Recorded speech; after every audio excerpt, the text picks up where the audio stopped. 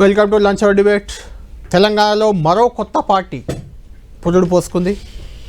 తెలంగాణ జాగృతి నుంచి నిన్నటి వరకు అధ్యక్షురాలిగా ఉన్న కవిత ఇప్పుడు టీఆర్ఎస్ పేరుతో పార్టీని ఏర్పాటు చేశారు. తెలంగాణ రాష్ట్ర సేన.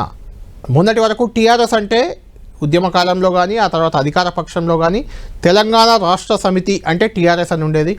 ఇప్పుడు అది తెలంగాణ రాష్ట్ర సేనగా మారింది. దానికి కొత్త అధ్యక్షురాలుగా కవిత వచ్చారు. గతంలో కేసీఆర్ దానికి అధ్యక్షులు.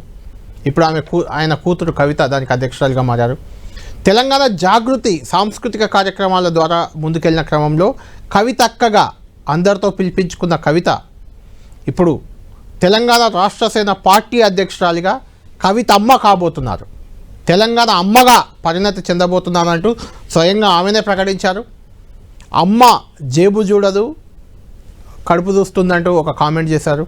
అంటే ప్రజలందరి యోగక్షేమాలు చూసుకుని అమ్మగా తాను మారబోతున్నానని చెప్పారు. మనకు తెలుసు తెలంగాణ తల్లి అంటే సోనియా అని చెప్తూ వచ్చాం ఇప్పటిదాకా.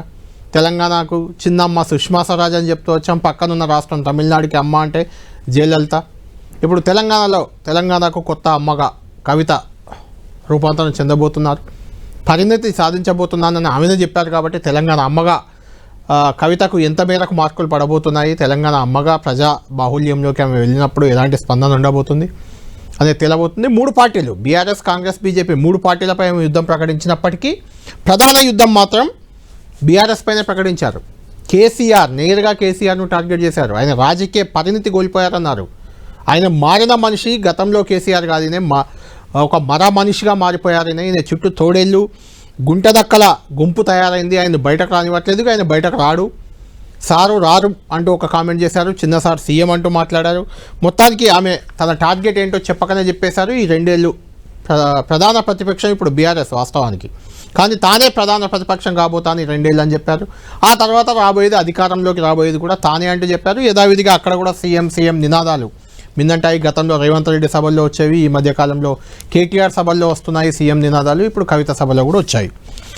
ఏంటి కవిత ప్రభావం ఎంత, కవిత పెట్టిన టీఆర్ఎస్ పార్టీ ప్రభావం ఎంత తెలంగాణలో? ఇదే అంశంపై చర్చిద్దాం. చాలా ఇంట్రెస్టింగ్ రాజకీయ పరిణామంగా దీన్ని చూడాలి ఖచ్చితంగా తెలంగాణ పరంగా.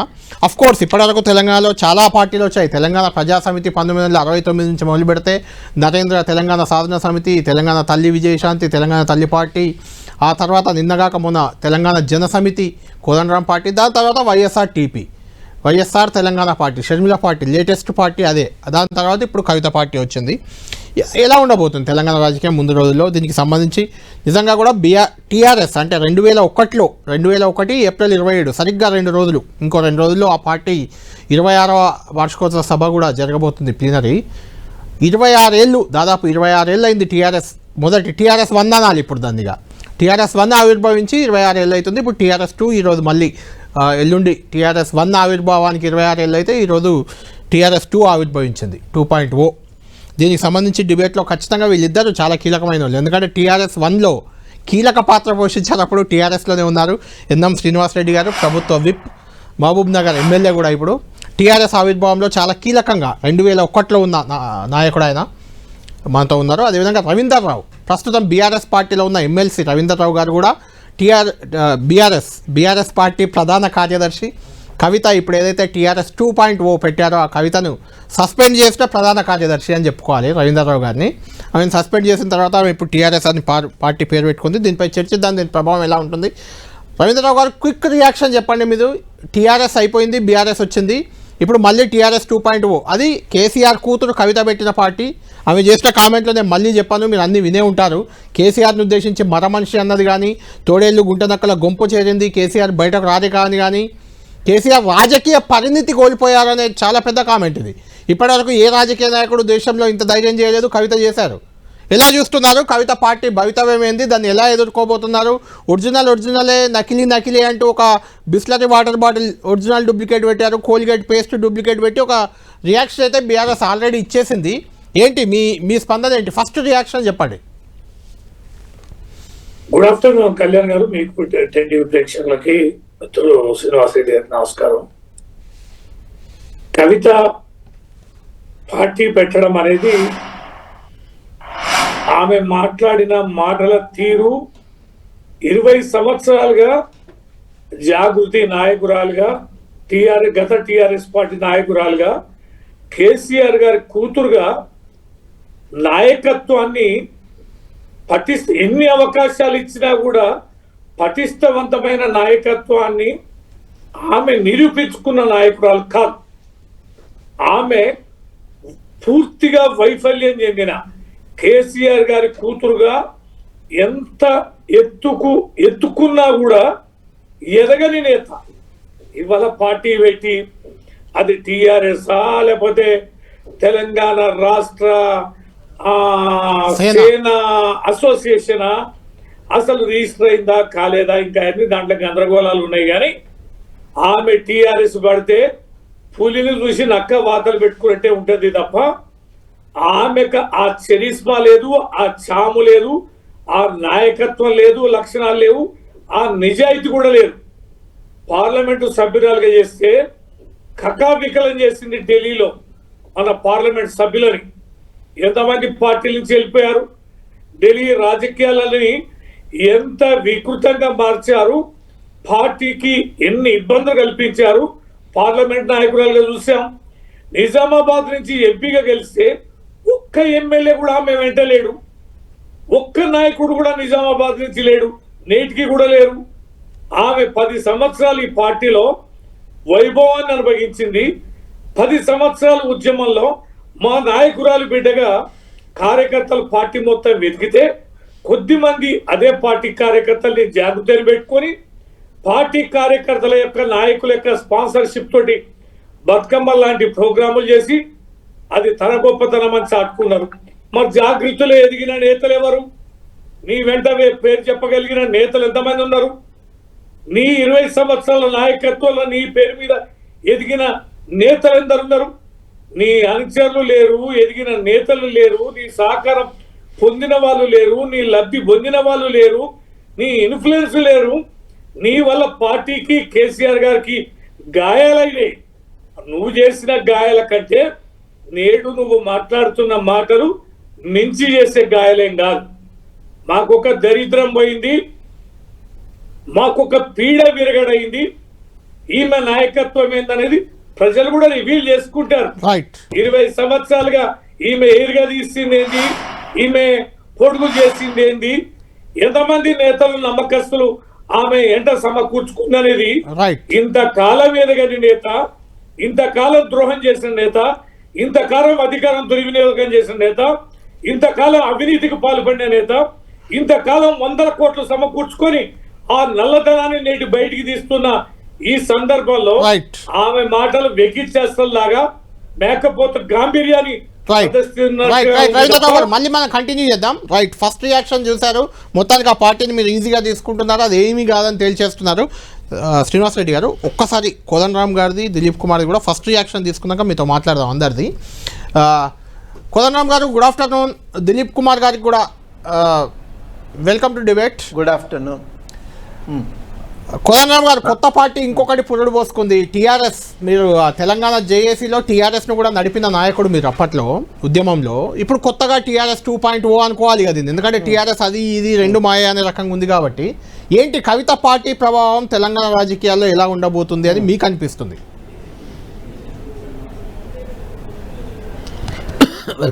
ముందుగా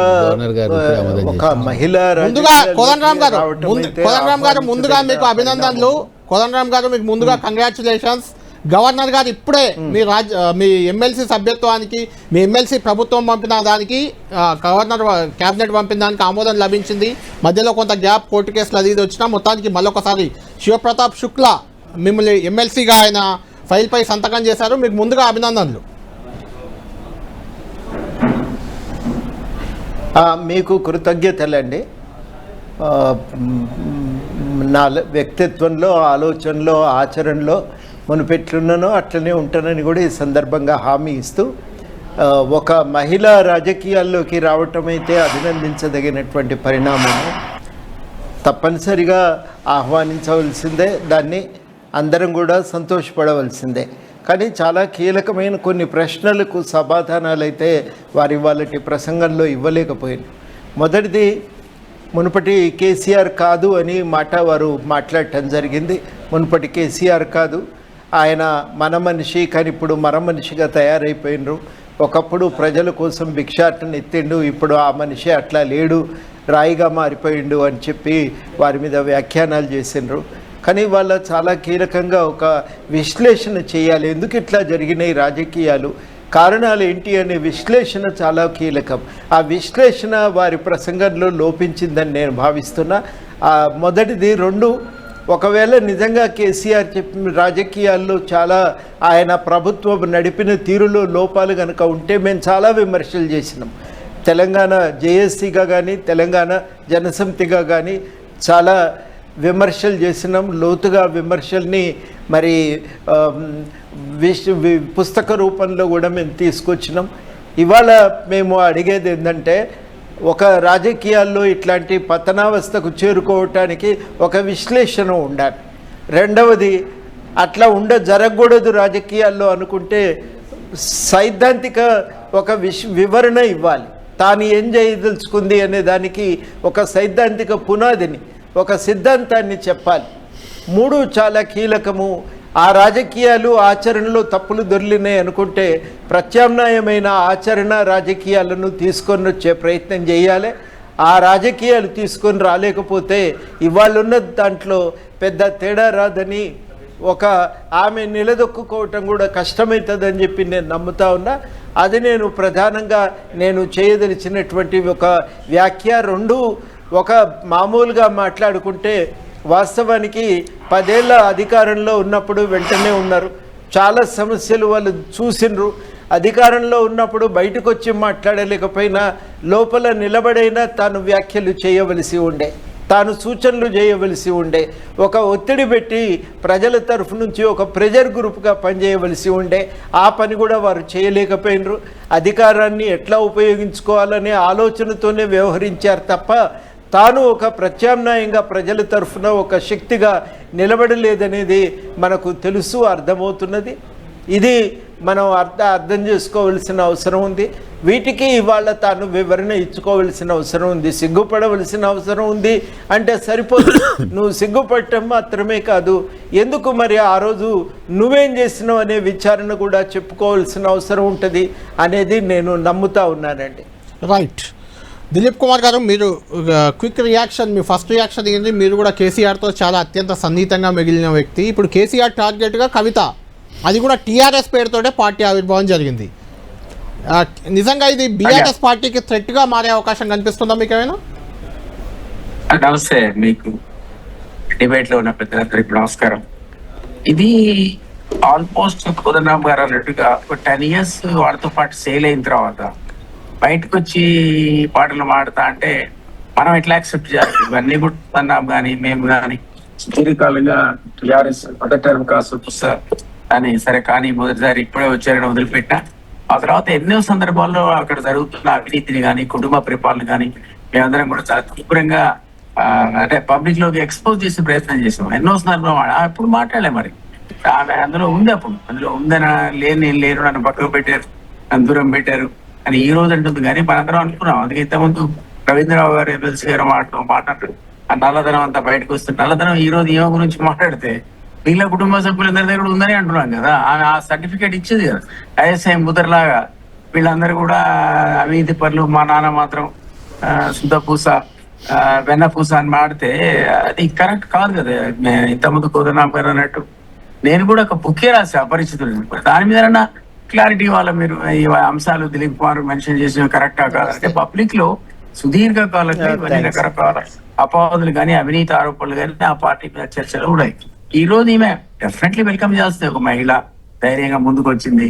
మేము లిక్కర్ స్కామ్ లో ఉందనుకున్నాం, ఆ టైంలో మరి ఏమి ఎట్లా సక్సెస్ అవుతుందో అనుకుంటే ఆమెకు మరి వాట్ ఎవర్ ఇట్ ఈస్ ప్లస్సింగ్ లాగా ఆమెకు అందులో సంబంధం లేని కేజ్రీవాల్ కానీ ఈమె కొంచెం సర్టిఫికేట్ రావడం ఒక రకంగా అడ్వాంటేజ్ వచ్చింది. అంటే రకరకాల పొలిటికల్ వ్యాక్యూమ్ ఉందనే విషయం డెఫినెట్లీ అందరికీ తెలుసుకెళ్ళాను.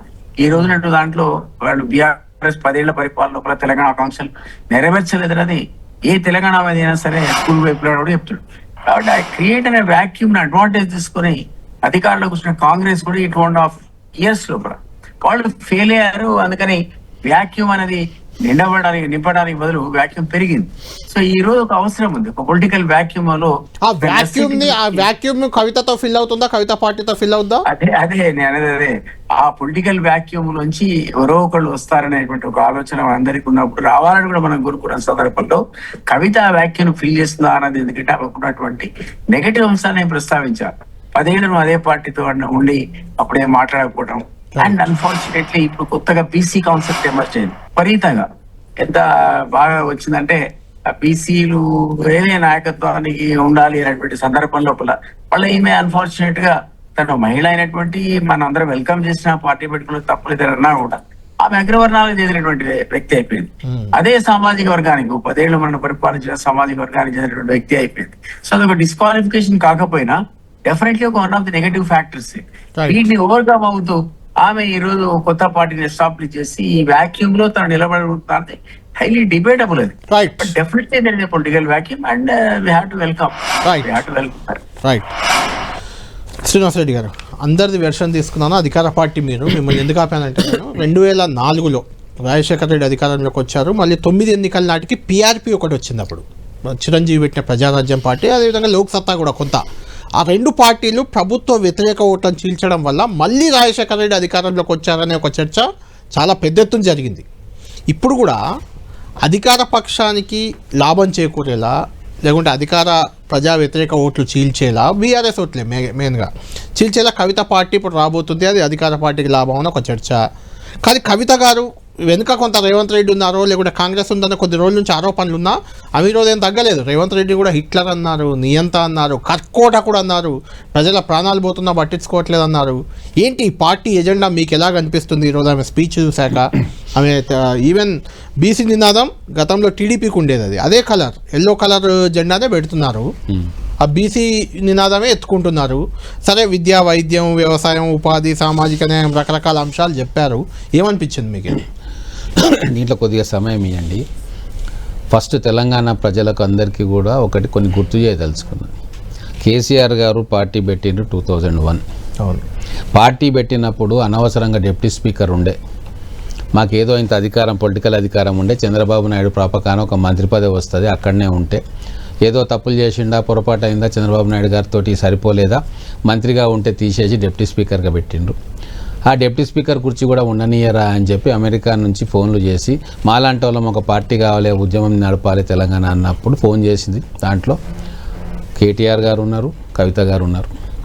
తర్వాత 2001 అతి క్లిష్టమైన సమయం తెలంగాణ ఉద్యమ కాలంలో.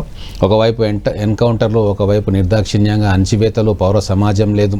కొత్తగా అప్పుడు తెలంగాణ ఉద్యమం అంటే గద్దర్ గారి మీద కాల్పులు, విద్యుత్ ఉద్యమం. అదంతా తర్వాత అంటే ఎక్కడ తెలంగాణ అనే పేరు బయటికి వచ్చి నా ఆధిపత్యానికి గండి పడుతుందో అని చెప్పి చంద్రబాబు నాయుడు గారు, వాళ్ళ నిఘా వర్గాలు, పోలీసులు అప్పుడు తుపాకీకే పని చెప్తా ఉండే, నోటికి కాదు. ఇట్లా మీడియా లేదు, మొత్తం కూడా నిర్బంధం.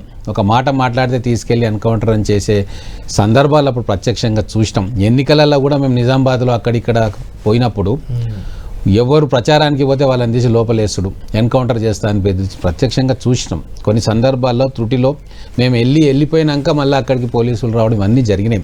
అటువంటి సందర్భంలో వీరు ఏ రోజు కూడా తెలంగాణ ఉద్యమంలో రాలే. తెలంగాణ ఉద్యమంలోకి వచ్చే మాలాంటి వాళ్ళందరినీ కూడా నేర్చుకోవాలా. ఎందుకు పోతున్నారు, మీకు పనిపాట లేదా, మీకు ఎమ్మెల్యే సీట్లు కావాలని మా ఎమ్మెల్యే సీటు గుంజుకుంటారా, హాయిగా ఉన్నాం కదా మేము, మా నాన్న మీ అందరు చెప్తే వింటున్నాడు అని చెప్పి అక్కసు వెలగక్కింది. దాంట్లో ప్రత్యక్ష సాక్షులం మేము. ఎప్పుడు వీళ్ళకు తెలంగాణ గుర్తొచ్చింది, ఎప్పుడు అమెరికా నుంచి ఫ్లైట్ ఎక్కి ఇండియాకి వచ్చిండ్రు అంటే 2004లో కాంగ్రెస్ పార్టీ పొత్తుతోటి వీళ్ళు అధికారంలోకి వచ్చి ఆ కూటమిలో భాగస్వామ్యమై కేసీఆర్ గారికి మంత్రి పదవి వచ్చిన తర్వాత ఢిల్లీలో ఇల్లు ఒక ఎస్టాబ్లిష్మెంట్ సెట్ అయిన తర్వాత అప్పుడు వాయమ్మో ఇదేదో పెద్దగా అయ్యేటట్ట ఉంది, మేము మిస్ అయిపోతాం ఈ బ్యాండ్ వ్యాగన్లో, ఇప్పుడు మనం రైలు ఎక్కకుంటే మాకు ఆపర్చునిటీ పోతుంది, మిగతా వాళ్ళంతా కొట్టేసుకొని పోతారు. హరీష్ రావు ఆడ పక్కన ఉన్నాడు కాబట్టి, ఇక్కడ దిలీప్ కుమార్ గారు ఉన్నారు, మేమంతా ఉన్నాం, వాళ్ళే లడ్లు మిఠాయిలు తీసుకుంటారు, మాకేం దొరకదు అని చెప్పి అప్పుడు అర్జెంటుగా దిగుమతి అయిన బ్యాచ్ వీళ్ళు. కేసీఆర్ కుటుంబ సభ్యులు మొత్తం, హరీష్ రావు గారు మొదటి నుంచి మిగతా వచ్చిన వాళ్ళందరూ, సంతోష్ రావు, కవితారావు, రామారావు, ఇంకా వచ్చిన బ్యాచ్ మొత్తం కూడా, తర్వాత వచ్చిన బ్యాచ్ వాళ్ళు ఆ రోజు ఎక్కడైతే మాకు ప్రాధాన్యత పెరుగుతూ ఉంది, ప్రజల్లో మాకు కొద్దిగా కేసీఆర్ గారి కుటుంబ సభ్యులుగా, కూతురుగా, కొడుకుగా మమ్మల్ని వింటున్నారు, మీడియా వచ్చి ఇంటర్వ్యూ చేస్తూ ఉంది, మా పరపతి పెరుగుతూ ఉంది అనుకున్న తర్వాత కదా వాళ్ళకు తెలంగాణ కష్టాలు, తెలంగాణ ఘోష గుర్తుకొచ్చి ఒక్కొక్కరు ఒక్కొక్క సెక్టార్ని ఎంచుకున్నారు. దాంట్లో మళ్ళా మొదలు కేసీఆర్ గారు వ్యతిరేకించిన తర్వాత వీళ్ళందరినీ కూడా ఒక్కొక్క ప్లేస్లో సెట్ చేసుకుంటే నాకే మంచిది, ఇంటి మనుషులు ఉండాలి కదా, కలెక్షన్కి ఒకరు, కల్చరల్ వింగ్ ఒకరు, ఇట్లా అన్ని డిపార్ట్మెంట్లకు పెట్టుకున్న తర్వాత కదా వీళ్ళందరూ కూడా లైమ్లైట్లోకి వచ్చింది. వాళ్ళు నేను నిజంగా ఈరోజు చెప్తా ఉన్నా, నిజంగా కవిత గారు నేను భవిష్యత్తులో ఆమెతో కలిసి పనిచేసినాము, కేసీఆర్ గారు ఎన్నికల్లో మా ఇంట్లోనే ఉండింది, మంచి హార్డ్ వర్కరు, ఏదైనా పని ఎత్తుకుంటే పని చేస్తుంది, అంతవరకు ఆమె కితాబిస్తా. మహిళగా ఆమె ఒక పార్టీ పెడుతున్నది అంటే ఖచ్చితంగా ఇప్పుడు మహిళా రిజర్వేషన్ వస్తుంది కాబట్టి జనరల్గా కొట్లాడే కంటే మహిళా రిజర్వేషన్ వచ్చిన స్థానాల్లో ఆమె నిలబడవచ్చు, అక్కడ ఉన్న దాని ప్రకారంగా గెలవచ్చు కూడా, ప్రభావం చూపించే ఆ ఒక్క సీట్లో గెలిచే అవకాశం కూడా ఉంటుంది. వెల్కమ్ చేస్తూనే వీళ్ళ బ్యాక్గ్రౌండ్ ఒకసారి మళ్ళీ తెలంగాణ ప్రజలకు చెప్పాల్సిన అవసరం ఉంది. ఇప్పుడు మేము ఉద్యమకారులము, మేము త్యాగం చేసినాము, మేము బతుకమ్మ కోసం చేసినాము, సింగరేణి చేసినాము, ఉద్యమకారులు చచ్చిపోతే పోయినాము, ఇవన్నీ చెప్తున్నారు కదా. అసలు మీరు ఆ రోజు ఇండియాకు వచ్చినప్పుడు మీ ఆస్తులన్నీ, ఈరోజు మీ ఆస్తులన్నీ, ఇన్ని వందల కోట్ల రూపాయలు మీరు ఏ వ్యాపారాలు చేసి సంపాదించుకున్నారు, ఇది ఒకసారి తెలంగాణ ప్రజలకు చెప్పాలి. మీరు ఈరోజు తెలంగాణ వారసత్వాన్ని తీసుకుంటున్నప్పుడు మరి అధికారాన్ని అడ్డుపెట్టుకొని మీరైతే ఆస్తులు సంపాదించుకున్నారో అవన్నీ కూడా ప్రజలకు రాసిచ్చి ఉంటాయి. ఇగో నాకు ఇంత ఉంది, మా తండ్రి ప్రాపకంలో వారు ముఖ్యమంత్రిగా ఉన్నప్పుడు మేము ఇంత చేసుకున్నాము అని చెప్పి ఇవన్నీ నాకు వద్దు, ఆయననే ధిక్కరించిన క్షమాపణ చెప్పారు. నేను అదే చెప్తున్నా, ఆయన మరమనిషి అన్నారు, క్షమాపణ కూడా ఆయన మతి భ్రమించింది అన్నారు ఒక రకంగా, తోడేళ్ళు గుంటనక్కలు చుట్టుముట్టు ఉన్నాయన్నారు, అన్ని తప్పులే చేసిందన్నారు. ఎందుకు అంటే ఇన్ని తప్పులు చేసిన తర్వాత మరి ఆ తప్పుల్లో మీరు భాగస్వామ్యమైనాక ఆ తప్పుల్లో ప్రధానమైన కారణం మీరు కాబట్టి ఈ అవినీతిలో మీకు భాగస్వామ్యం లేదా? డిపార్ట్మెంట్లు పంచుకున్నారు కదా కుటుంబ సభ్యులు. ఇన్వాల్వ్ కానప్పుడు మీ కుటుంబ ఆస్తుల వివరాలు ఎన్ని, మీరేమైనా భూస్వామి కుటుంబమా, వందల వేల ఎకరాలు ఉన్నాయా, ఎంటర్ప్రైజ్ ఒక ఇండస్ట్రీ పెట్టారా మీ తాతలు ముత్తాతలు మీ నాన్నగారు? మరి ఏడికెళ్ళి ఇన్ని ఆస్తులు వచ్చినాయి, ఇన్ని భవంతులు వచ్చినాయి, ఇన్ని బిల్డింగ్స్ వచ్చినాయి, జూబ్లీ హిల్స్లో, బంజారా హిల్స్లో, ఇవన్నీ ఎక్కడికెళ్ళి వచ్చినాయి? ఈ సభ పెట్టడానికి డబ్బులు ఎట్లు వచ్చినాయి? ఇవన్నీ కూడా అక్కడ కూర్చొని ఆ రాక్షస గణంలో చేరిన తర్వాతనే మీరు భాగంగా ఉంటూనే కదా మీ వాటా మీకు వచ్చింది. అయినా ఎప్పుడు బయటకు వచ్చింది? మీకు ఎంపీ టికెట్ వచ్చింది, ఎంపీ టికెట్ మీరు గెలుచుకున్నారు, కేసీఆర్ వేవ్లో గెలిచిండ్రు. మరి సీఎంగా కేసీఆర్ గారు ఉన్నప్పుడు మీరు ఎంపీగా పోటీ చేస్తే మిగతా చాలామంది ఎంపీలు గెలిచిండ్రు టీఆర్ఎస్లో, మరి మీరెందుకు ఓడిపోయినరు? అంటే మీరు నిజామాబాద్ పార్లమెంట్లో మీరు చేసిన చేష్టలకు, మీరు ప్రవర్తించిన తీరుకు తండ్రిగా సీఎంను కేసీఆర్కు ఓటేసి 3 నెలల్లో మిమ్మల్ని ఓడించిందంటేనే ప్రజల పట్ల కానీ అక్కడున్న వ్యవస్థల పట్ల కానీ మీ యొక్క ప్రవర్తన, మీ యొక్క ఆలోచన ఎట్లా ఉంది అని చెప్పి నిజామాబాద్ ప్రజలు గ్రహించారు కదా. దాని తర్వాత మీకు ఎమ్మెల్సీ చేయాలని కొట్లాడిండ్రు కదా, దాని తర్వాత ఇంకేదో ఆశించిండ్రు కదా. ఆ ఆశించిన తర్వాత లిక్కర్ స్కామ్లో ఇరుక్కున్న తర్వాత దాంట్లో నాకు సపోర్ట్ చేయలేదు అని చెప్పి ఒక భావనతోటే కదా ఈరోజు కుటుంబ సభ్యుల మధ్య కలహాలను ఈరోజు బయటికి తెచ్చి దాని తెలంగాణ రంగు పులిమే ప్రయత్నం ఎందుకు చేస్తూ ఉన్నారు? తెలంగాణ ఉద్యమంలో రవీంద్రరావు గారు ఉన్నారు మొదటి నుంచి. నేను చాలామందిని చూస్తాను, నేను బయటికి వచ్చిన 2009లో వీళ్ళ వికృత చేష్టలను చూసి కేసీఆర్ తోటి తెలంగాణ రాదు అని చెప్పి నాకున్న అనుభవంతో అనుకొని నేను తెలంగాణ భవన్లో ప్రెస్ మీట్ పెట్టి కేసీఆర్తో తెలంగాణ రాదు, మీరు దిగిపోండి, కొత్త నాయకత్వానికి ఇవ్వండి అని చెప్పి అంచనా తప్పింది కదా. తెలంగాణ వచ్చింది, కేసీఆర్ తోటి రాలేదు. మేమందరం బయటికి వచ్చి ఉద్యమాలు ఒకటి కేసీఆర్ తోటే తెలంగాణ అయ్యేది ఉంటే ఇంకో 100 సంవత్సరాలైనా రాకుంటుండే. మాకు ఆ రోజు క్రిస్టల్ గా క్లారిటీ వచ్చింది. వారితోటి 7 సంవత్సరాలు ప్రయాణం చేసిన తర్వాత 2009లో టీడీపీ పొత్తు పెట్టుకున్న తర్వాత మాకు క్లారిటీ వచ్చేసింది. ఇది తెలంగాణ కోసం జరుగుతున్న ఉద్యమం కాదు, కుటుంబ సభ్యులు అధికారం కోసం ఎక్కి తర్వాత ముఖ్యమంత్రి కావడానికి జరుగుతున్న పోరాటం, తెలంగాణ ముసుగులో జరుగుతున్న పోరాటం అని అర్థమైన తర్వాత ఆ రోజు మహబూబ్ నగర్లో నేను జిల్లా అధ్యక్షుడిగా లేకుంటే కేసీఆర్ ఓడిపోతూ ఉండే. నేను ఇన్ఛార్జిగా వీళ్ళందరూ మా ఇంట్లోనే ఉన్నారు, ఇదే కవిత, ఇదే కేటీఆర్ వచ్చారు, కేసీఆర్ మా ఇంట్లో ఉన్నారు. ఆ రోజు నేను ఒక్కరిని పక్కకు తప్పుకుని ఉంటే కేసీఆర్ అక్కడ ఆ రోజు రాజశేఖర రెడ్డి గారు ఫోన్ చేసినా సరే నేను ఖరాఖండిగా నేను పక్కకు తప్పుకుంటే ఉద్యమ నాయకుడు ఓడిపోతాడు, ఆయన ఓడిపోతే తెలంగాణ ఉండదు, మేము ఉద్యోగాలు వదిలేసి వచ్చి ఇన్ని 100 మంది 1000 మంది పనిచేస్తూ ఉన్నారు, మా త్యాగం మా శ్రమ వృధా అవుతుంది, మా కోసం కాదు భవిష్యత్తు కోసం అని చెప్పి ఖరాఖండిగా వద్దు అని చెప్పి అక్కడ నిలబడ్డం. నా మహబూబ్ నగర్ అసెంబ్లీలో 30,000 లీడు, పక్కన దేవరకద్ర నేను చూస్తున్న దాంట్లో 18,000 లీడు. వాటితోటి కేసీఆర్ బయటపడ్డాడు. ఆ రోజు ఇప్పుడున్న పెద్ద పెద్ద నాయకులు చాలామంది కేసీఆర్ని ఓడగొట్టాలని చెప్పి మహబూబ్ నగర్లో తిష్టేసారు. చంద్రబాబు నాయుడు ఇన్స్ట్రక్షన్స్, రాజశేఖర రెడ్డి ఇన్స్ట్రక్షన్స్, ఎవరు గెలిచినా పర్వాలేదు కేసీఆర్ని ఓడగొడితే తెలంగాణ ఉద్యమం సమాప్తం అవుతుంది అంటే నాకు నష్టం లో చంద్రబాబు ఓడగొట్టాలనుకున్నారా? అరే చాలా మంది వచ్చి మహబూబ్ నగర్లో తిష్టేసారు తెలుగుదేశం పార్టీ నాయకులు. రాజశేఖర రెడ్డి గారు ఆ రోజు స్వయంగా విఠలరావు గారితో నాకు ఫోన్ చేయించిండ్రు, నువ్వు పక్కకు జరుపుకుంటే అవుతుందంట కదా అని. నేను ఢిల్లీలో కస్టమ్స్ ఆఫీసర్గా ఉన్నప్పుడు రాజశేఖర రెడ్డి గారు పరిచయం, నాకు చాలా మంది అధికారులు పరిచయం, నేను కూడా ఆఫీసర్గా ఉండే. అటువంటిది నో అని చెప్పి ఆ రోజు తెలంగాణలో గెలిపించుకొని వెంబడే బయటకు వచ్చేసినాం. ఎందుకంటే ఆయన గెలిపించడం ముఖ్యం తెలంగాణ ఉద్యమానికి. కేసీఆర్ కాదు, వాదం నిలబడుతుంది. మళ్ళీ ఈయనతోటి మనం సావాసం చేయలేము, ఈయన వల్ల తెలంగాణ రాదు అని నిర్ణయం తీసుకొని బయటకు వచ్చిన తర్వాతనే కదా ఆ రోజు బీజేపీది కూడా ఉప ఎన్నిక వస్తే కోదండరామ్ గారు చాలా ఆలోచన చేస్తున్నారు, జేఏసీ చాలా ఆలోచన చేసింది. ఆ రోజు మొత్తం తెలంగాణ ఉద్యమం అంతా పొలిటికల్గా టీఆర్ఎస్కి అనుకూలంగా కావాలని చెప్పి నిర్ణయం తీసుకుంటే మరి భారతీయ జనతా పార్టీని ఉద్యమంలో భాగస్వామ్యం ఎట్లా చేయాలి? కాంగ్రెస్ పార్టీ ఇస్తా అంటున్నది, సమయం చూస్తున్నది. మరి ప్రధాన ప్రతిపక్షం పార్లమెంట్లో 150 సీట్లు ఉన్న పార్టీ కూడా మనకు అండగా ఉండాలంటే వాళ్ళకు కూడా తెలంగాణలో స్టేక్ ఉండాలి అని చెప్పి కదా నేను నిర్ణయం తీసుకొని భారతీయ జనతా పార్టీ 3% ఓటు కూడా లేని భారతీయ జనతా పార్టీలో నేను ఆ రోజు వెళ్ళి చేరడం ఎందుకు అంటే ప్రజల దృష్టి, భారతీయ జనతా పార్టీ జాతీయ నాయకత్వం దృష్టి తెలంగాణ మీద పడాలి. తెలంగాణలో కూడా మాకు స్టేక్ ఉంటుంది, మేము సపోర్ట్ చేస్తే భవిష్యత్తులో ఈ రాష్ట్రం నుంచి మాకు ఎంపీ సీట్లు వస్తే మా పార్టీ బలగం పెరుగుతుంది అన్న ఉద్దేశం వల్ల కావాలని చెప్పి మేము అందరం కలిసి తీస్తే జేఏసీ కూడా సపోర్ట్ చేసింది. అదే కారణాలతో. అంటే ఆయన నిలబెట్టడానికి మేము శ్రమపడ్డాం, వాళ్ళ కుటుంబ సభ్యుల ఆస్తులు పెంచుకోవడానికి మా త్యాగాలు అవసరమైనవి. నేను ఒక్కని కాదు, మొత్తం 1996 నుంచి ఎవరెవరైతే త్యాగాలు చేసినో సర్వం కోల్పోయినరో వాళ్ళందరినీ ఎక్కడ కూర్చోబెట్టుకున్నారు. అధికారంలో రాగానే ఈమె ఎవరి పంచన చేరింది, ఎవరి దగ్గర డబ్బులుంటే ఎవరి దగ్గర భూములుంటే వాళ్ళ పంచన చేరి ఏమో చేద్దామని చేయడం ఎన్ని తెలియదు మాకు. కానీ అవన్నీ అయినాయి సరే, కానీ కనీసం ఇప్పుడైనా బయటికి వచ్చి, ఇప్పుడు లోగొట్టు పెరుమాళ్ళ కెరక అంటారు, ఇప్పుడు కాన్సన్ట్రేషన్ క్యాంపులో యూదులను పెట్టి చిత్రహింస చేసిన జర్మనీ హిట్లర్. కానీ ఆ క్యాంపులో ఏమేం జరుగుతుంది అని ఎవరికి తెలిసింది? దాంట్లో నుంచి తప్పించుకొని బయటకు వచ్చిన వాళ్లకు వాళ్ళు వచ్చి చెప్పినారు ఎంత ఘోరాలు జరుగుతున్నాయో. ఒక విధంగా సంతోషమే.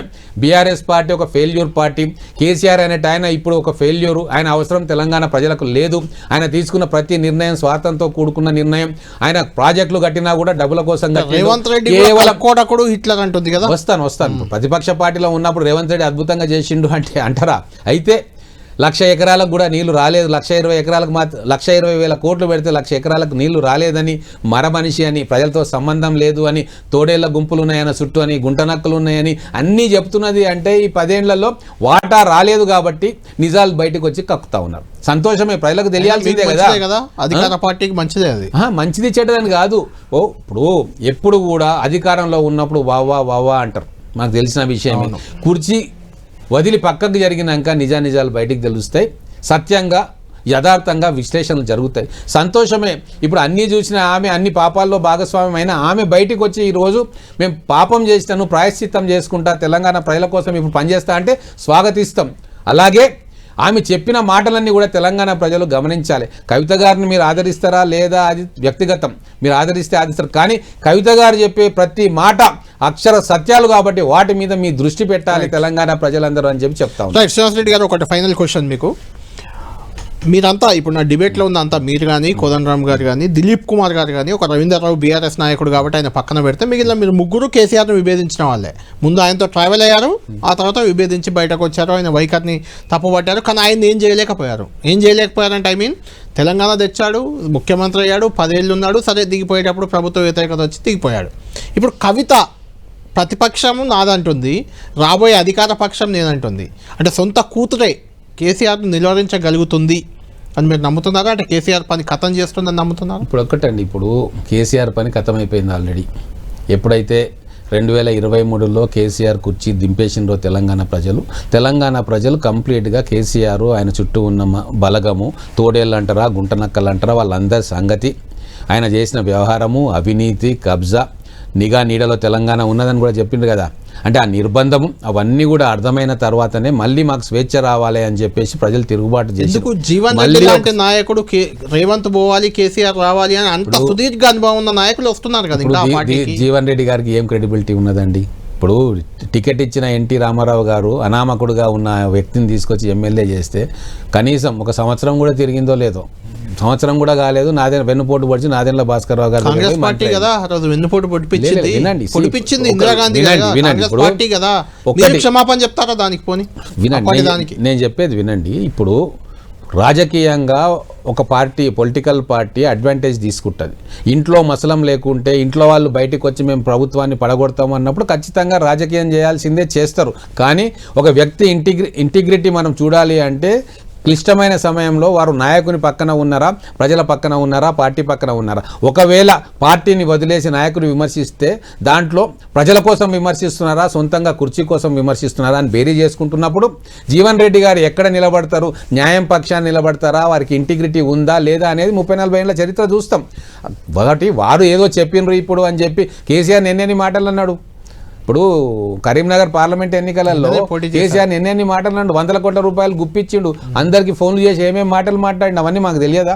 అంటే మీకు ఇక్కడ కుర్చీ రాలేదు 1 ఇయర్ అని చెప్పేసి మీరు రేవంత్ రెడ్డి గారు ఏమో చేసిండ్రు, రేవంత్ రెడ్డి గారు ఇట్లా అంటే దానికి అది కేసీఆర్ను మెప్పించుకునేది. కవిత చాలా స్పష్టంగా చెప్పింది, 75 ఏళ్ల నవయువకులను తీసుకొచ్చి ఏం బాగుకుంటారంటారు, మీరు 1000 ఏళ్ళైనా మారరు అని చెప్పి ఆమె చెప్పింది కదా, వాస్తవమే కదా. ఈరోజు యువకులు లేరా, తెలంగాణ రాష్ట్ర సమితిలో మనుషులు లేరా, త్యాగాలు చేసిన వాళ్ళు లేరా? వాళ్ళకి లేని ఇంపార్టెన్స్ తీసుకొచ్చి మళ్ళీ ఇప్పటిలాగా బయటికి రాని కేసీఆర్ ఒక్క సభ వచ్చి మళ్ళీ లోపలికి పోయింది. చాలా స్పష్టంగా అన్నారు కదా, ఫామ్ హౌస్ దాటి రారు మీరు, ప్రజల మధ్యలో ఉండరు, మీరు మారినరు, మీతోటి ఏం కాదు, 1000 ఏళ్ళైనా తెలంగాణ బీఆర్ఎస్ అనేది పోతుంది. బీఆర్ఎస్ క్లియర్గా ఒరిజినలే, డూప్లికేట్ అంటే వాటర్ బాటిల్స్, కోల్గేట్ పేస్ట్ కూడా కోల్గేట్ ఒరిజినల్, కూల్గేట్ ఇంకొక ఓ యాడ్ చేసి ఇలా పెట్టింది ట్వీట్. మీరు ఫైనల్గా చెప్పండి, కవిత పార్టీ ప్రభావం ఎంత, లేకుంటే కవిత ప్రభావం ఎంత రానున్న ఎన్నికల్లో కానీ, ఆమె ఏ రకమైన ఇంపాక్ట్ చూపిస్తుంది మీకున్న అంచనాతో? ఇప్పుడు కవిత పార్టీ ప్రభావం ఎట్లా ఉంటుంది, ఎవరెవరు ఆదరిస్తారు, ప్రజలు ఆదరిస్తారా లేదనేది ఎన్నికలు అప్పటి వరకు చూడాల్సిందే.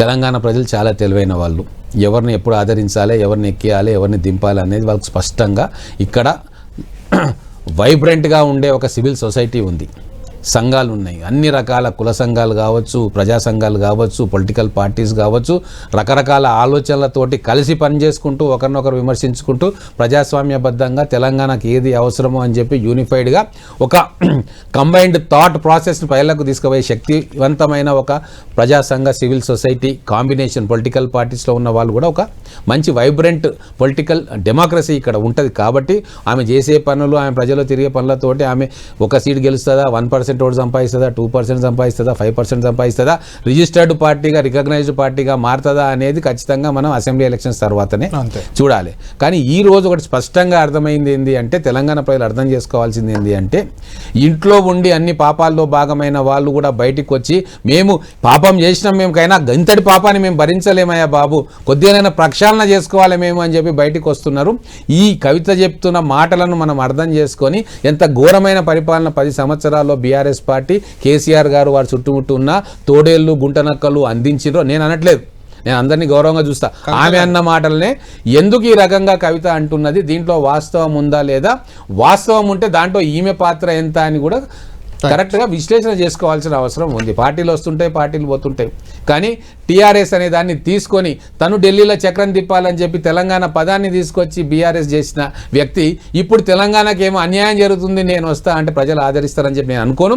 లీడర్ ఆఫ్ అపోజిషన్గా ప్రజలు గెలిపించిన అంటే 1.7% డిఫరెన్స్ అని కేసీఆర్ చెప్పిర్రు. అంటే అంత మిమ్మల్ని ఆదరించిన ప్రజల గురించి 2.5 సంవత్సరాల్లో కనీసం మీరు ఏసీ కారులో కూర్చొని మీ ఏసీ బెడ్రూమ్ నుంచి దిగి ఏసీ కారులో కూర్చొని ఏసీ ఉన్న అసెంబ్లీకి రావడానికి కూడా మీకు ఇష్టం లేదు అంటే ఎంత ప్రజాస్వామ్యవాదివో, అధికారం మీద తప్ప ప్రజల గురించి నీకు ఆలోచన లేదు అని చెప్పి స్పష్టంగా అర్థమైన తర్వాత కూడా ఇంకా బీఆర్ఎస్ తోటి ఏమో అవుతుంది అని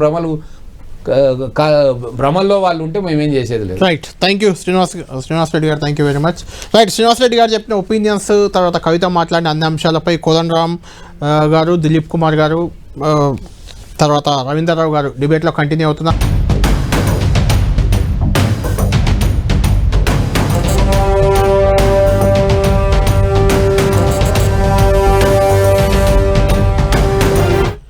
మొత్తానికి తెలంగాణ నిన్నటి వరకు జాగృతి కవితగా ఉన్న కవిత ఇప్పుడు తెలంగాణ అమ్మగా మారేందుకు సిద్ధమవుతున్నారు, కవిత అమ్మగా చెందబోతున్నారు. దీనికి సంబంధించి ఆమె ఏమన్నారు ఒకసారి చూద్దాం, చూసాక డిబేట్లోకి వెళ్దాం. నేను తెలంగాణలో ఉన్న 3.5 కోట్ల మంది తెలంగాణ బిడ్డలందరికీ ఒక అమ్మగా పరిణితి చెందాలనుకుంటున్నా.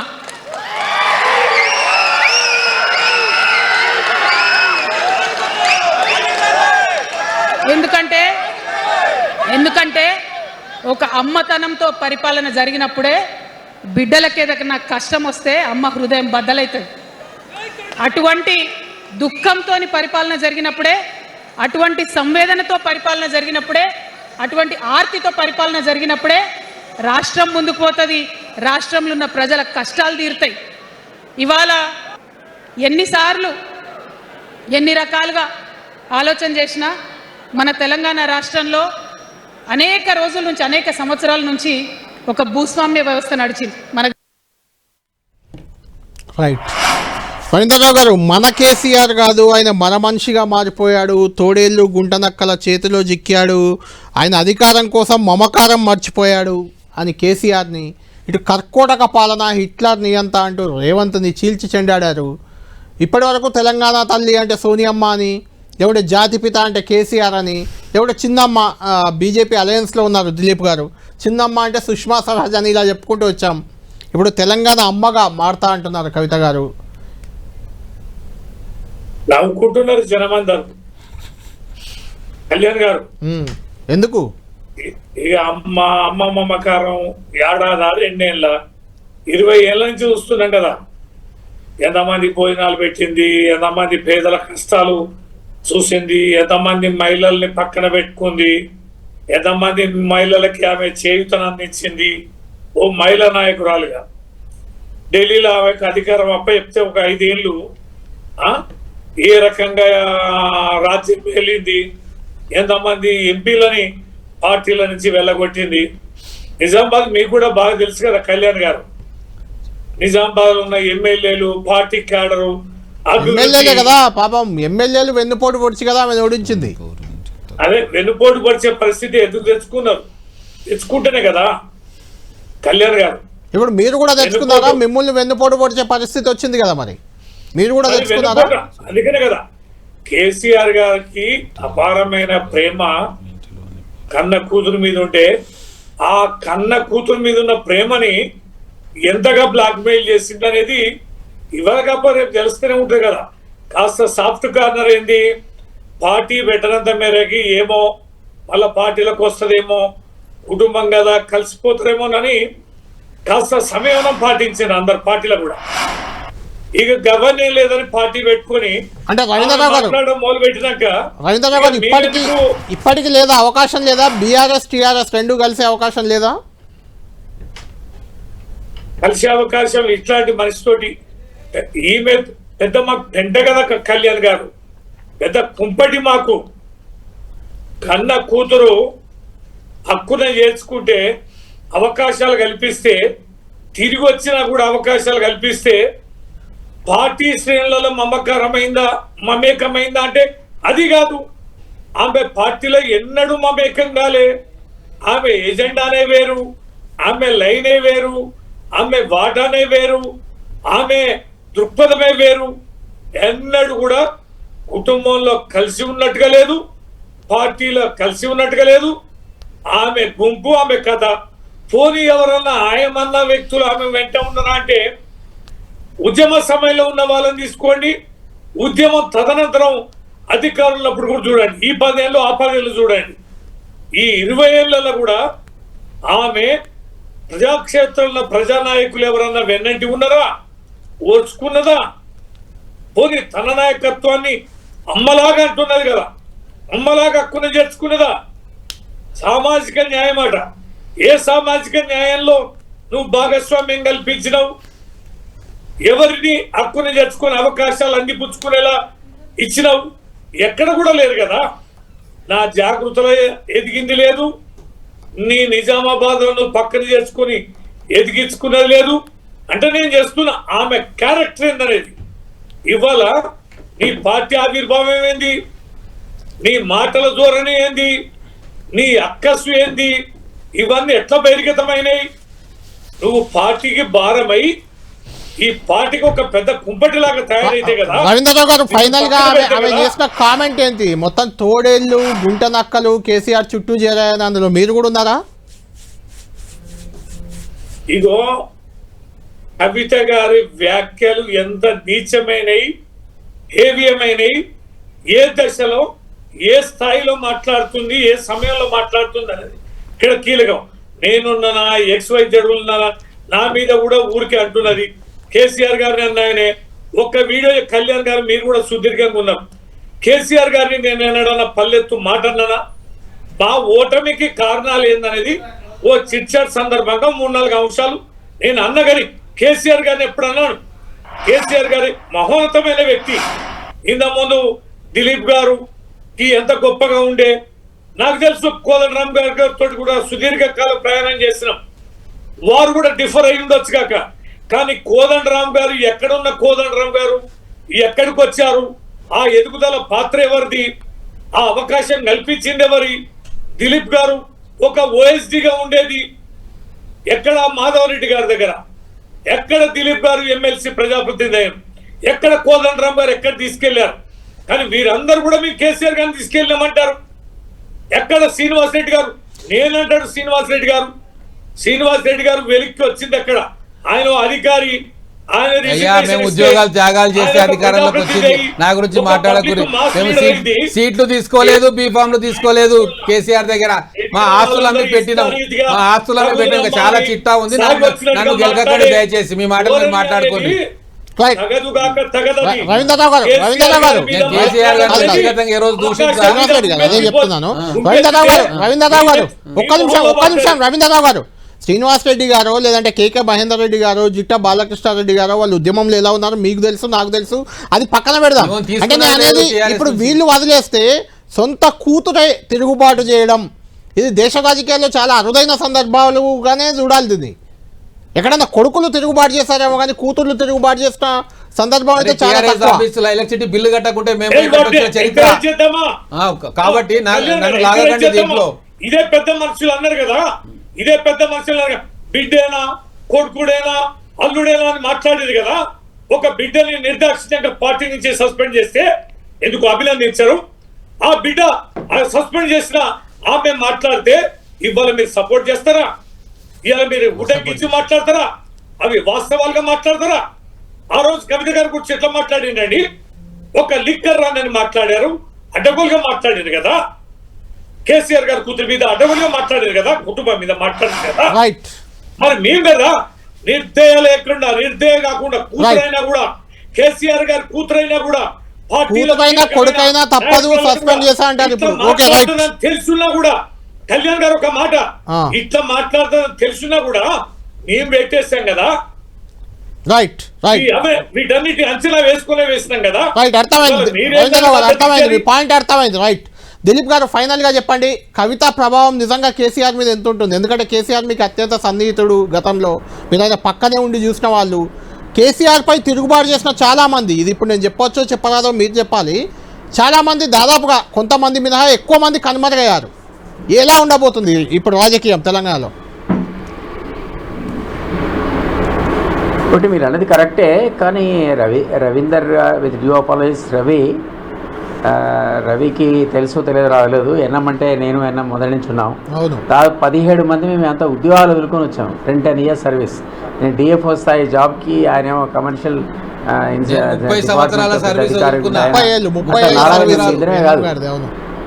ఈరోజు కమిషనర్ గా ఉండి దేశంలో ఏదైనా మాకంటే జూనియరే కదా. అవును, నువ్వు ఎన్నం ఓకే, నీ గురించి చెప్తున్నా. రవి కాదు కదా, రవి తర్వాత వచ్చు. నువ్వేమంటున్నా అంటే సరే ఎవరు ఏ త్యాగాలు చేసిందో కళ్యాణ్ మీకు చెప్పాల్సిన అవసరం లేదు. మీరు కూడా మాతో పాటు తెలంగాణ ఉద్యమంలో మమేకమై పని చేసిండ్రు. 17 మంది ఆ రోజుల్లో అధికారులు కూడా రాజీనామాలు చేసి ఉద్యోగాల్లో వెళ్ళిపోయి వస్తే కొంతమందికి అవకాశం దొరికింది. ఎవరో రాలాంటోడు లేదా ఎన్నం లాంటోడు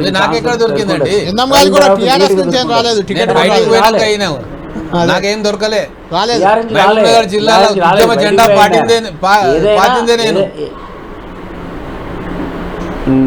నేను అదే చెప్తున్నా. కొందరికి లక్కీగా అది అది బీఆర్ఎస్ ఇచ్చినా ఇవ్వకుండా మళ్ళీ వాళ్ళు కొంతమంది లాంటి వాళ్ళు ఉన్నారు, సర్వైవ్ అయిన వాడు. ఈవెన్ రఘునందన్, అదే ఒక్క నిమిషం, రఘునందన్ లాంటి వాడు ఉన్నాడు. ఆయనతో మళ్ళీ ఆయన విభేదించి బయటకు వచ్చి వేరే పార్టీ నుంచి గెలవాల్సిన పరిస్థితి వచ్చింది. ఆయన అక్కడి నుంచి ఎంపీ. ఈటల అందరూ బయటికి పడేస్తే వాళ్ళు ఆయన ఎమ్మెల్యే అయ్యండి, ఎంపీ అయ్యండు. కొందరికి అవకాశం దక్కింది. చాలామంది వాళ్ళ జీవితాలు త్యాగం చేసి ఉద్యమం కోసం వాళ్ళు అన్నీ వదులుకునేటువంటి సందర్భంలో ఏమీ దొరకకుండా వ్యానిష్ అయిపోయారు. ఈ పిల్లలు ఎన్ఎం శ్రీనివాస్ రెడ్డి అన్నట్టు 2001లో అంటే నేను అంటున్న పాయింట్ అదే చాలా మంది కేసీఆర్ ను దెబ్బ కొట్టాలని 2001 నుంచి చాలా మంది చూశారు. ఆయన దెబ్బ కొట్టేందుకు పడేయడానికి చూశారు, కానీ పూర్తిగా అయితే ఎవరు పడేయలేకపోయారు. కవిత గారు పడేస్తారా అంటున్నాను. కూతురు కొడుకు కూడా ఉద్యమం అవుతున్నారు. అవును కళ్యాణ్, అసలు ఆ కూతురు కొడుకే తెలంగాణ ఉద్యమంలో వాళ్ళ డాడీ ఉండడానికి వీలేదని ఉద్యమం అనవసరంగా దించారు మీరు. మా నాన్నని ఇబ్బంది పెడుతున్నారు. ఇది వచ్చేదా సచ్చేదా అన్నారంటే ఆ రోజుల్లో తెలంగాణ వచ్చేదా సచ్చేదా అన్నాడు వీళ్ళిద్దరు ప్రధానులు. సరే వాట్ ఎవర్ ఇట్ ఈస్, ఆమెకు హక్కు ఉంది పార్టీ పెట్టుకుని మనకేంటి. కానీ ఎన్నమన్నట్టు చాలా విషయాలకు సమాధానాలు రావాలి. మరి ఆ అమ్మాయి ఇప్పుడు ఈవెన్ రవీంద్రరావు సమాధానం చెప్పాలి. ఆ అమ్మాయిగో మీ అంతా అవినీతి పనులే ఉన్నారంటుంది. అవునాగా చెప్పండి. మేము ఎన్నో సందర్భాల్లో అన్నాం మా దానికి అంత సాంక్టిటీ రాలే. ఆ అమ్మాయి కూతురు కాబట్టి ఐఎస్ఐ సర్టిఫికేట్ ఇచ్చినట్టు అయిపోయింది. ఈరోజు ఆమె సర్టిఫికేట్ ఇచ్చింది కాబట్టి మరి సమాధానం అయితే పార్టీ చెప్పుకోవాలి కదా. టీఆర్ఎస్ మీద తీవ్రంగా ఉంటుంది. అది ఏమైందనే తర్వాత సంగతి. దిలీప్ గారు థ్యాంక్ యూ. శ్రీనివాస్ రెడ్డి గారు ఫైనల్గా కంక్లూడ్ చేద్దాం. తెలంగాణ తల్లి అంటే సోనియా గాంధీ అని మీరు పదే పదే చెప్పుకుంటున్నారు. ఇప్పుడు తెలంగాణ అమ్మ కవిత బయలుదేరుతున్నారు. తల్లి వర్సెస్ అమ్మ మారే అవకాశం ఉందంటారా రాజకీయాలు? కేసీఆర్ గారు ఎన్నో పుస్తకాలు చదివి మేధావి, ఆయన అప్పుడు కూడా తెలుగు పద్యాలు చదువుతూ ఉంటారు. నేను కూడా పద్యం చదివి ముగిస్తా. చెప్పులోన రాయి చెవులోన జోరీగా, కంటిలోని నలుసు కాలిముళ్ళు, ఇంటిలోని పోరు ఇంతింత కాదయ విశ్వదాభిరామ వినురభేమ. ఇప్పుడు ఇంటి పోరు స్టార్ట్ అయింది. ఖచ్చితంగా టీఆర్ఎస్ పార్టీ పేరు మీదనే ఇంకో దుకాణం మొదలైంది. టీఆర్ఎస్ ఎవరు పోతారు? టీఆర్ఎస్ కవిత పార్టీకి టీఆర్ఎస్లో ఉన్న కార్యకర్తలు నాయకులు అవకాశం రానోళ్ళు ఎంతోమంది ఉద్యమకారులు కొన్ని వేల మందికి అవకాశం రాకుండా ఉన్నారు. అరే కవిత ఎంబడి పోతే మాకు రికగ్నిషన్ వస్తుందేమని చెప్పి అక్కడికి వెళ్ళి వచ్చి ఇక్కడ దుంపుతారు. కాబట్టి కవిత గారు లేపిన అంశాల మీద సమాజంలో మళ్ళీ చర్చ జరుగుతుంది. కేసీఆర్ గారు 2.5 సంవత్సరాలు ఉండి ఏదో జీవన్ రెడ్డి వచ్చిండు మునిగిపోతున్నానికి గడ్డిపోచ దొరుకుతుందని చెప్పి దీంతో ఏదో ట్రిక్ చేద్దామని చేస్తే ఇంట్లో నుంచే కుంపటి మొదలైంది. అదంతా కూడా ఫ్లాప్ అయిపోయింది. ఈరోజు కేసీఆర్ గారు బయటికి పోతే సమాధానం చెప్పాల్సింది కాంగ్రెస్కు కాదు, దిలీప్ కుమార్కి కాదు, ఉద్యోగకారులకు కాదు, కవిత ప్రశ్నలనే వాళ్ళు అడుగుతారు.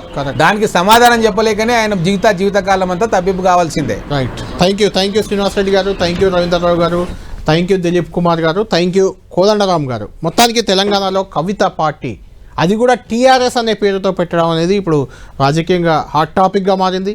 కవిత పార్టీ ప్రస్థానం ఎలా ఉండబోతుందో ఫస్ట్ స్పీచ్లోనే దాదాపు గంట పాటు ప్రసంగించారు. అందులోనే తేల్చేశారు. బీసీ నినాదం ఎత్తుకోబోతున్నారు. మహిళా రిజర్వేషన్ రాబోతుంది కాబట్టి మహిళల ఎజెండా ఉండబోతుంది. ఇది బీఆర్ఎస్ పార్టీకి మరి ఎలా దెబ్బ కొడుతుంది, బీఆర్ఎస్ పార్టీ కవిత పార్టీని ఎలా ఎదుర్కోబోతుంది అనేది చాలా ఇంట్రెస్టింగ్ ఫ్యాక్టర్గా ఉండబోతుంది. చూద్దాం ఏం జరగబోతుంది తెలంగాణ రాజకీయాల్లో, కవిత ప్రస్థానం ఎలా ఉండబోతుంది, తెలంగాణలో బీఆర్ఎస్ వర్సెస్ టీఆర్ఎస్ రాజకీయం ఎలా సాగనుంది, మనం వేచి చూడాలి. ఇది లంచ్ అవర్ డిబేట్.